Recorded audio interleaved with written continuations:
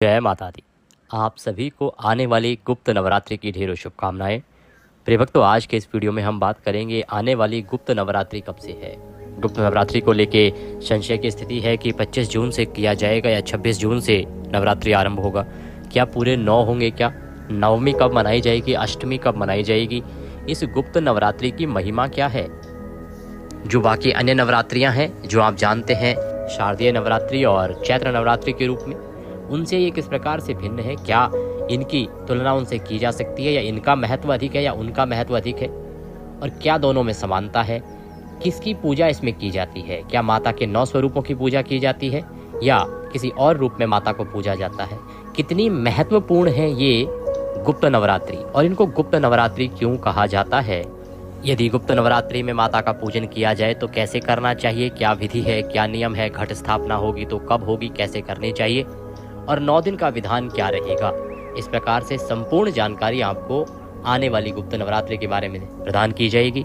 आपसे निवेदन है कि वीडियो यदि थोड़ा सा भी उपयोगी लगे तो एक बार वीडियो लाइक अवश्य कर दीजिएगा। माता रानी का आशीर्वाद प्राप्त करने के लिए कमेंट बॉक्स में अवश्य लिखिएगा जय माता दी या जय माता रानी। माता दुर्गा आपके सभी संकटों का हरण करेंगी और उनके आशीर्वाद से आपके जीवन में खुशियों का आगमन होगा। आप देख रहे हैं देवभूमि ज्योतिष संस्थान का प्रतिष्ठित YouTube चैनल देवभूमि धार्मिक। हम यहाँ पर सभी व्रत और त्योहारों की सही पंचांग अनुसार और ज्योतिष शास्त्र अनुसार शास्त्रीय जानकारी प्रदान करते हैं। पंचांग की गणना के अनुसार बताते हैं कि व्रत आदि कब करना है, कौन सा व्रत त्योहार किस दिन है, क्या मुहूर्त है, और शास्त्र के अनुसार, पुराणों के अनुसार जानकारी देते हैं कि इसका नियम क्या है, विधि क्या है, व्रत आदि पूजन आदि कैसे करना है। तो सभी व्रत और त्योहारों की सही शास्त्रीय जानकारी यदि प्राप्त करते रहना चाहते हैं तो कृपया चैनल को अभी सब्सक्राइब कीजिए। और जब आप सब्सक्राइब करेंगे तो वहाँ पर एक बेल आइकन का निशान बना हुआ आएगा, घंटी का निशान बना हुआ आएगा, उसको अवश्य ही प्रेस कीजिएगा, तभी आपको हमारे सारे वीडियोस प्राप्त होंगे, अन्यथा आपसे जानकारी छूट जाएगी। तो कृपया चैनल को सब्सक्राइब कीजिए और बेल आइकन को प्रेस कीजिए। आइए प्रिय भक्तों, जानकारी आरंभ करते हैं। बात करते हैं आने वाली नवरात्रि, गुप्त नवरात्रि की। प्रिय भक्तों, नवरात्रि जो है वो 4 होती हैं। प्रत्येक वर्ष 4 नवरात्रि आती हैं। इनमें 2 गुप्त नवरात्रि होती हैं और जो सार्वजनिक 2 होती हैं, जिनके विषय में आप जानते हैं, जिन पे आप सभी पूजन करते हैं। हिंदू कैलेंडर के अनुसार जब नया संवत आरंभ होता है, नया वर्ष आरंभ होता है, तो उसकी शुरुआत नवरात्रि के प्रथम दिन से होती है। इसे हम चैत्र नवरात्रि कहते हैं, और क्योंकि ये चैत के महीने में आती हैं इसीलिए इसे चैत्र नवरात्रि कहा जाता है। और ये वर्ष की शुरुआत होती है। नवरात्रि के साथ ही हिंदू कैलेंडर के अनुसार, हमारे पंचांग के अनुसार, नया वर्ष, नया संवत आरंभ होता है। दूसरी जो नवरात्रि है वो गुप्त नवरात्रि आती है आषाढ़ के महीने में। आषाढ़ जो साढ़ का महीना होता है, बारिश का महीना होता है, जो अभी चल रहा है, आरंभ हुआ है, इसमें जो नवरात्रि आती है ये गुप्त नवरात्रि होती है। तीसरी नवरात्रि जो है वो शारदीय नवरात्रि होती है, जो सर्दियों में आती है, अश्विन मास में आती है, जिसके बारे में आप जानते हैं। वो नवरात्रि श्राद्ध पक्ष समाप्त होने के बाद आरंभ होती है और दशहरे से एक दिन पहले पूर्ण होती है। और चौथी जो नवरात्रि आती है वो माघ के महीने में आती है। माघ का महीना जो जनवरी में आता है, माघी नवरात्रि जो कहलाती है, वो भी गुप्त नवरात्रि होती है। इस प्रकार से वर्ष में 4 नवरात्रियां आती हैं। जो जानते हैं आप 2 नवरात्रि, चैत्र नवरात्रि और जो शारदीय नवरात्रि हैं, उनके विषय में आप जानते हैं कि इन नवरात्रियों में 9 दिनों में माता के 9 स्वरूपों का पूजन किया जाता है। जो गुप्त नवरात्रि है ना, इसकी महिमा शारदीय नवरात्रि या चैत्र नवरात्रि से किसी भी प्रकार से कम नहीं है, आप अधिक ही मान सकते हैं।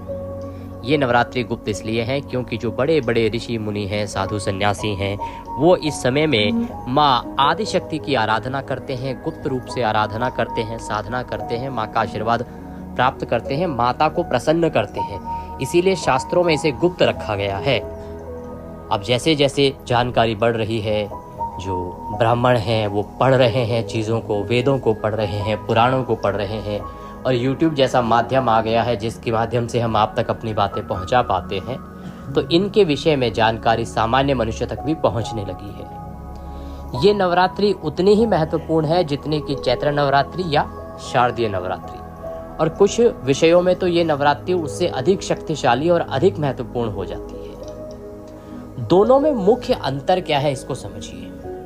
दोनों नवरात्रियों में, चाहे वो गुप्त नवरात्रि हो या जो सार्वजनिक नवरात्रि जिनको आप मनाते आए हैं वो हो, इनमें मुख्य अंतर ये है कि जो शारदीय नवरात्रि या चैत्र नवरात्रि होती है ना, उसमें 9 दिनों में माता के 9 अलग अलग स्वरूपों का पूजन किया जाता है। माता के 9 रूप हैं और 9 रूपों का पूजन अलग अलग दिन किया जाता है। वहीं ये जो गुप्त नवरात्रि है ना, इसमें माता की 10 महाविद्याओं का पूजन किया जाता है। माता की 10 महाविद्याएं, माता की 10 शक्तियां हैं, 10 महाविद्याएं हैं, उनकी साधना की जाती है, उनकी पूजा की जाती है। ये है प्रमुख अंतर। प्राप्त क्या होता है? दोनों में ही माता का आशीर्वाद प्राप्त होता है, परंतु ये जो गुप्त नवरात्रि हैं, ये बहुत सारे साधुओं के लिए, तपस्वियों के लिए, ऐसे लोग जो माता को प्राप्त करना चाहते हैं, उनकी सिद्धि करना चाहते हैं, उनके लिए बड़ी उत्तम बताई गई है। गुप्त नवरात्रि में अलग अलग दिन पूजन करने पर माता की शक्तियों की सिद्धि भी प्राप्त की जाती है। अब बात आती है, क्या सामान्य मनुष्य भी इसको कर सकता है? क्या हमें पूजन करना चाहिए क्या? हाँ, हमें पूजन करना चाहिए। सामान्य मनुष्य भी कर सकता है, क्योंकि केवल शक्ति को प्राप्त करना ही उद्देश्य नहीं होता, शक्ति को प्रसन्न करना और माता का आशीर्वाद प्राप्त करना भी इसका एक उद्देश्य होता है। तो ऐसा नहीं है कि ये जो नवरात्रि होती है, गुप्त नवरात्रि, इसमें केवल साधना के उद्देश्य से ही पूजा की जा सकती है। आप माता का आशीर्वाद प्राप्त करने के लिए, ये जो भी महाविद्या का स्वरूप है, उनका आशीर्वाद प्राप्त करने के लिए, जिससे कि आपके जीवन में कोई संकट है तो उन महाविद्याओं के द्वारा वह समाप्त हो सके, इन नवरात्रि का पूजन करें। पूरे 9 दिनों में 10 महाविद्याओं का पूजन किया जाएगा। हम आपको प्रतिदिन आपको बताएंगे कि किस दिन किस विद्या का पूजन करना है, किस दिन किस प्रकार से पूजन करना है, किसकी क्या महिमा है, क्या कथा है, क्या वृतांत है और क्या गलती आपको नहीं करनी है। इसकी जानकारी हम प्रत्येक नवरात्रि के अनुसार प्रत्येक महाविद्या के बारे में आपको प्रदान करेंगे। ये इतनी शक्तिशाली महाविद्याएं हैं कि यदि आप इनका विधिवत पूजन कर लें तो ये आपके जीवन के सभी संकटों को समाप्त कर सकती हैं। माता जो है शीघ्रता से प्रसन्न हो सकती है। इसीलिए आपको इस नवरात्रि को उतना ही महत्व देना चाहिए जितना कि आप शारदीय नवरात्रि या चैत्र नवरात्रि को देते हैं। इन 9 दिनों में क्या विधान होना चाहिए? इन 9 दिनों में आपका नियम वैसा ही होना चाहिए जैसा बाकी नवरात्रि में होता है। आप जो जो चीज़ें नहीं खाते हैं वो चीज़ें इन 9 दिनों में भी नहीं खानी चाहिए। उतनी ही श्रद्धा और भक्ति के साथ आपको इन 9 दिनों में भी माता का पूजन करना चाहिए। जैसे उन 9 दिनों में प्रथम दिन आप घट स्थापना करते हैं, वैसे ही गुप्त नवरात्रि पर भी, जो आने वाली नवरात्रि आरंभ हो रही है आषाढ़ मास की, इस पर भी प्रतिपदा के दिन आपको घट स्थापना अर्थात कलश की स्थापना करनी चाहिए। खिचड़ी जवारे आदि बोने चाहिए, माता की चौकी सजानी चाहिए, माता की स्थापना करनी चाहिए और विधि विधान से पूरे 9 दिनों तक पूजन करना चाहिए। क्योंकि इस वर्ष जो नवरात्रि हैं वो पूरे 9 दिन है। गुप्त नवरात्रि जो है ना वो पूरे 9 दिन है इस वर्ष। जो 9 दिन तक अगर आप पूजन करते हैं माता का, तो बात आती है जी कि हमें प्राप्त क्या होगा, हमें क्यों ये नवरात्रि करनी चाहिए। देखिए, संक्षेप में बताएं तो इन दिनों में माता के जो 10 महाविद्याएं हैं ना, उनमें कौन कौन सी हैं महाविद्याएं? काली, तारा देवी, त्रिपुर सुंदरी, भुवनेश्वरी, छिन्नमस्तिका, त्रिपुर भैरवी, धूमावती, बगलामुखी, मातंगी और कमला देवी, ये प्रमुख रूप से शामिल हैं। इनकी साधना अर्थात इनका जो पूजन आप करेंगे 9 दिनों तक, अलग अलग दिन अलग अलग महाविद्या का पूजन करेंगे, तो इनकी साधना करने से आपको एक उत्तम ऊर्जा की प्राप्ति होगी। आपके जीवन से नेगेटिविटी दूर चली जाएगी, नेगेटिव एनर्जी समाप्त हो जाएगी, आपके जीवन से बुराइयां समाप्त हो जाएंगी, आपके जीवन से हानि समाप्त हो जाएगी, लाभ ही लाभ दिखेगा। आपके अंदर की जो ऊर्जा है ना, वो इस प्रकार की हो जाएगी कि हर कोई आपसे मिलना चाहेगा, आपके साथ चलना चाहेगा और आपकी बात को सुनना चाहेगा। आपकी ऊर्जा जो है पूरी रूप से परिवर्तित हो जाएगी। आपको ज्ञान की प्राप्ति होगी, कला की प्राप्ति होगी, रूप की प्राप्ति होगी। जब आप ये पाठ पूजन करते हैं, 9 दिन का अनुष्ठान करते हैं यदि, तो आपका जो रूप है उस पर एक तेज आएगा। माता की इन 10 महाविद्याओं का पूजन जब आप करेंगे तो आपके चेहरे पर एक तेज आएगा और अंत में माता का आशीर्वाद तो आपको प्राप्त होता ही है। ये जो 10 महाविद्याएं हैं ये आपके जीवन के सभी संकटों का हरण करती हैं। ये वो महाविद्याएं हैं, ये वो महाशक्तियां हैं जो किसी भी प्रकार के बड़े से बड़े दुख का नाश करने में पल भी नहीं लगाती हैं। तो आपका दुख तो कुछ होगा भी नहीं, छोटे छोटे दुख होंगे आपके जीवन के, और यदि कोई बड़ा दुख भी है तो उसको भी यह जो शक्तियां हैं ये सर्वनाश कर देंगी उसका। इसीलिए आपको इन 9 दिनों पर इनका पूजन करना चाहिए। हम आगे बढ़ेंगे, बताएंगे आपको कि पूजन कैसे करना है, घट स्थापना कब करनी है, क्या मुहूर्त है और कैसे करनी है, इसके विषय में भी जानकारी आपको प्रदान करेंगे। देखिए, कुछ लोग क्या है आपको भ्रामक जानकारी भी प्रदान करेंगे। वो कहेंगे जी कि ये जो नवरात्रि है ये तो केवल सिद्धि के लिए होती है, तंत्र मंत्र के लिए होती है, मंत्र सिद्धि के लिए होती है या तांत्रिक साधना के लिए होती है। ये अनुचित है। शास्त्रों में ऐसा विधान नहीं है कि ये नवरात्रि केवल तंत्र सिद्धि के लिए, तंत्र मंत्र के लिए, इसी काम के लिए की जाती है। शास्त्र कहते हैं कि इस नवरात्रि में माता के सभी स्वरूपों का पूजन, माता की सभी 10 विद्याओं का पूजन जो कोई करेगा उसे उन 10 विद्याओं का आशीर्वाद प्राप्त होगा, माता का आशीर्वाद प्राप्त होगा। इसमें न तंत्र विद्या के बारे में कुछ कहा गया है, ना मंत्र विद्या के बारे में कुछ कहा गया है। ये सही है कि करने वाले तंत्र साधना करते हैं, परंतु ये जो नवरात्रि है ये सामान्य जन के लिए, हमारे लिए, आपके लिए, सबके लिए बहुत ही उत्तम है, बहुत ही उपयोगी है। तो आप इन 9 दिनों को माता के 9 दिनों के रूप में मनाइए और माता के चौके स्थापित कीजिए। जैसे आप बाकी नवरात्रि मनाते आए हैं उसी प्रकार से आपने ये नवरात्रि भी मनानी चाहिए। इसमें तो 10 महाशक्तियों का आपको पूजन करने का अवसर मिल रहा है। अगर आप महाशक्तियों का पूजन करेंगे तो अवश्य ही आपके जीवन के संकट दूर होंगे। आइए बढ़ते हैं कि घट स्थापना कैसे करनी है, पूजन आदि कैसे करना है, आगे के क्या नियम इसके रहेंगे, और इन 10 दिनों में या हम जो पाठ करते हैं तो कौन सा पाठ हमें करना चाहिए, शुरू करना चाहिए, और किस विधि से हमें पाठ पढ़ने चाहिए। प्रिय भक्तों, नवरात्रि का प्रथम दिन जो होगा उस दिन आपको प्रातः काल सूर्योदय से पहले उठना है। उठने के बाद स्नान आदि करके, स्वच्छ वस्त्र धारण करके, और सबसे पहले आप माता की चौकी लगाने के लिए सामग्री एकत्र कीजिए। पहले बात आती है कि सामग्री आपको चाहिएगी क्या क्या। देखिए, मैं आपको यहाँ संपूर्ण सामग्री बता रहा हूँ, उसमें से जो जो कार्य आप करना चाहें उसके अनुसार सामग्री आप चुन लीजिएगा। माता की तस्वीर या कोई प्रतिमा आपके पास होनी चाहिए। अगर है घर पर पहले से तो उत्तम है, नहीं है तो लेके आइएगा। एक चौकी की आवश्यकता होगी। चौकी पर बिछाने के लिए लाल वस्त्र की आवश्यकता होगी। एक कलश की आवश्यकता होगी। मिट्टी का ला सकते हैं या धातु का भी आप घर में प्रयोग कर सकते हैं। तांबे का है या पीतल का है तो बहुत उत्तम है। उस पर रखने के लिए श्रीफल की आवश्यकता होगी। श्रीफल अर्थात नारियल। नारियल पर लपेटने के लिए यदि आप लाल कपड़ा ला सकते हैं तो लाइएगा। अगर ना ला पाए तो कोई बात नहीं, मौली से भी काम चला सकते हैं। कलश के अंदर क्या क्या डालेंगे?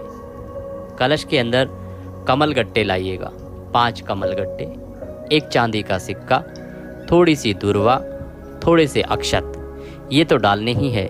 इसके अतिरिक्त आप हल्दी की गांठ भी उसमें डाल सकते हैं और एक सुपारी। ये वो वस्तुएं हैं जो आपको कलश के अंदर डालनी है। अब आप चौकी आपके पास आ गई, माता की तस्वीर आ गई, कलश की सामग्री आ गई। पूजन की सामग्री देखिए क्या क्या चाहिएगी। माता को अर्पित करने के लिए तिलक लगाने के लिए तिलक चाहिए। स्नान करने के लिए गंगा जल युक्त जल चाहिए तो गंगा जल अवश्य ले लीजिएगा। तांबे का एक लोटा पूजा करने के लिए चाहिएगा। रौली, मौली, पान, सुपारी, लौंग, इलायची, धूप, दीप, नैवेद्य, माता को अर्पित करने के लिए खुले फूल, फूलों की माला, इत्र, ये सामग्री है जो आपको पूजन के लिए आवश्यक होगी प्रथम दिन पर।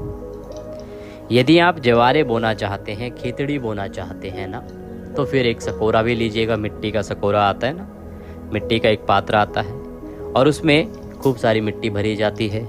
तो उसमें भरने के लिए जो मिट्टी है, उपजाऊ मिट्टी जिसमें खिचड़ी उग सके।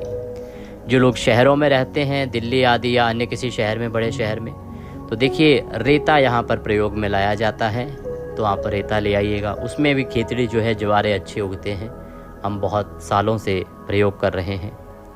तो ये सामग्री है जो आपने एक दिन पहले ही ला के रख लेनी है, क्योंकि पूजा का जो मुहूर्त रहेगा ना, वो सुबह सुबह का रहेगा। सारी सामग्री आपने ला के रख ली है। तो जिस दिन प्रथम नवरात्रि है उस दिन आपको सूर्योदय से पहले उठ जाना है। उठने के बाद स्नान आदि करके स्वच्छ वस्त्र धारण कीजिए। स्वच्छ वस्त्र धारण करके और आसन लगा के बैठ जाइए जहाँ पर आपने पूजा करनी है। जो आपका पूजा का उपयुक्त स्थल है ना, जहाँ भी आप माता की स्थापना करना चाहते हैं या जवारे आदि बोना चाहते हैं, उस स्थान पर आप आसन लगा के बैठ जाइए। प्रयास कीजिए उत्तर दिशा की ओर मुख करके बैठें या पूर्व दिशा की ओर मुख करके बैठें। सारी सामग्री को सामने रख लीजिए। एक लोटा लीजिए तांबे का, उसमें थोड़ा सा गंगा जल भर लीजिए पहले और फिर शुद्ध जल भर लीजिए।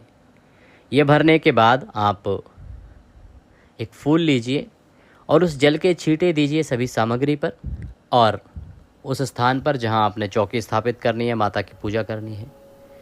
ओम पवित्र हो अपवित्रवांग सर्वांग वस्थांगतोपि वाम यह स्मरेत पुंडरीकाक्षम सभायंतरः शुचिः ओम। इस प्रकार से छींटे देकर आपने स्थान का पवित्रीकरण किया है और शुद्धिकरण किया है। पवित्रीकरण करने के बाद, शुद्धिकरण करने के बाद अब हम पूजन आरंभ करेंगे। माता की स्थापना सबसे पहले कीजिए। माता के लिए जो भी आपने उपयुक्त स्थान चुना है, चौकी पर लाल वस्त्र बिछाइए। लाल वस्त्र बिछाने के बाद माता को स्थापित करने के लिए हाथ में पुष्प लीजिए। पुष्प लेके निवेदन कीजिए कि हे मातेश्वरी, ये पुष्प हम आपको आसन के रूप में अर्पित कर रहे हैं, प्रदान कर रहे हैं। आप ये पुष्प आसन के रूप में स्वीकार करें और इसे आसन समझकर इस पर विराजमान हो।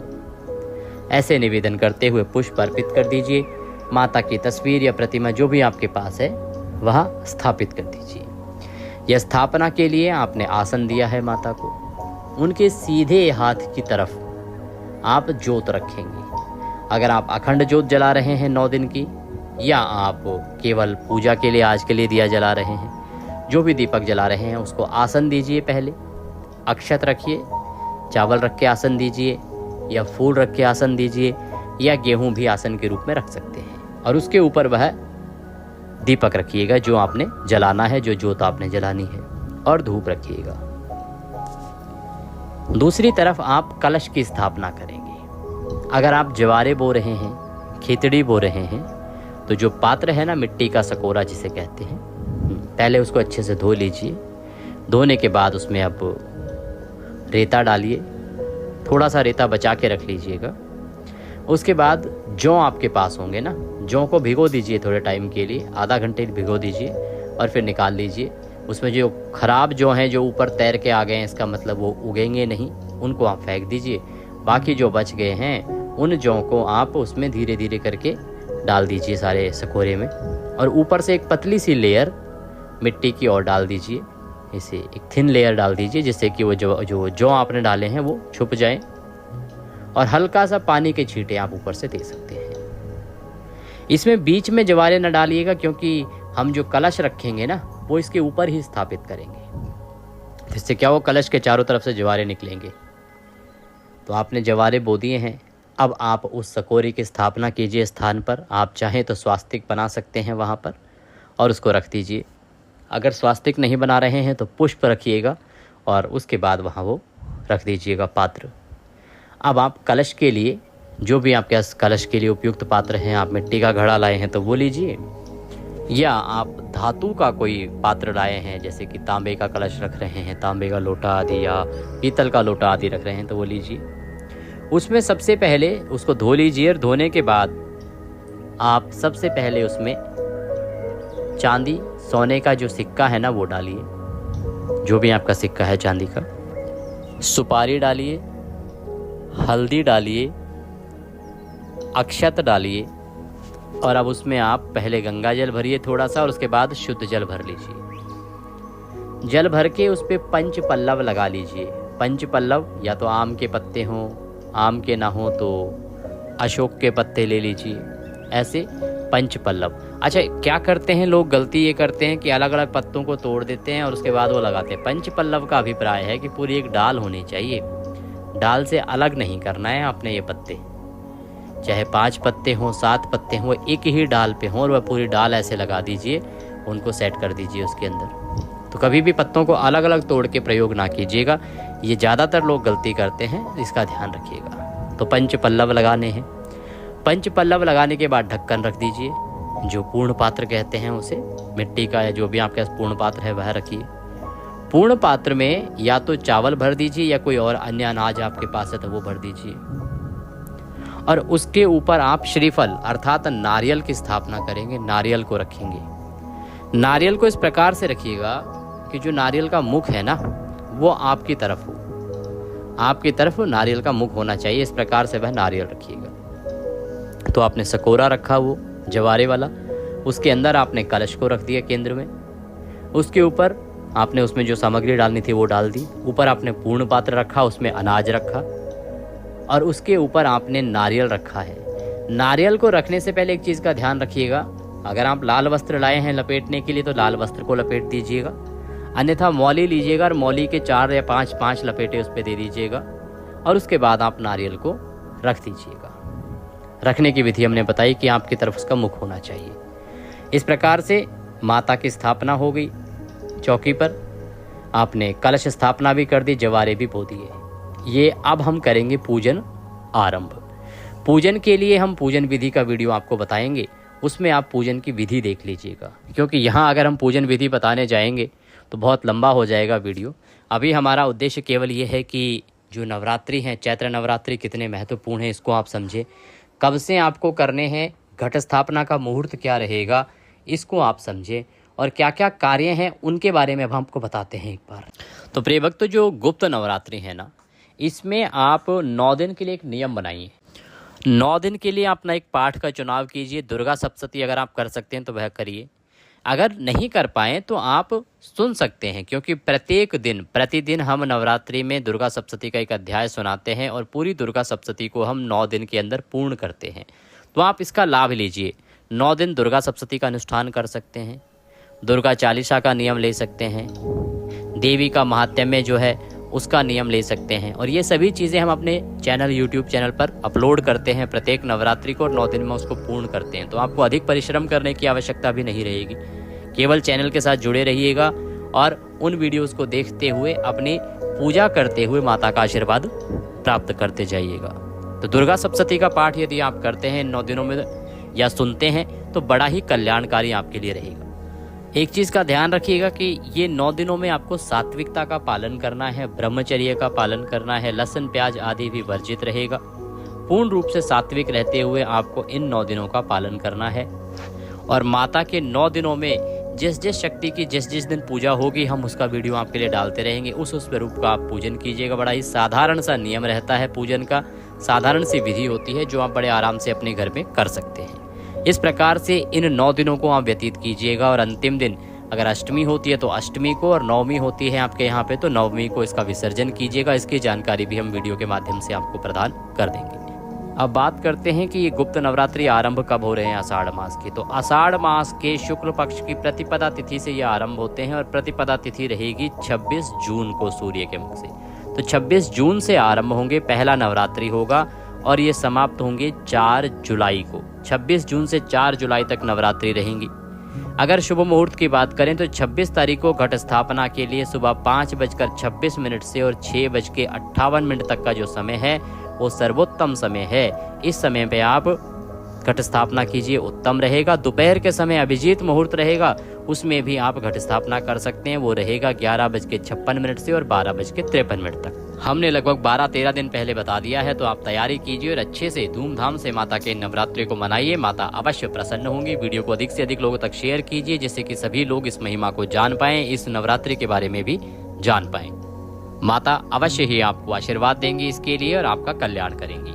मां सब पर प्रसन्न हो। जय माता दी।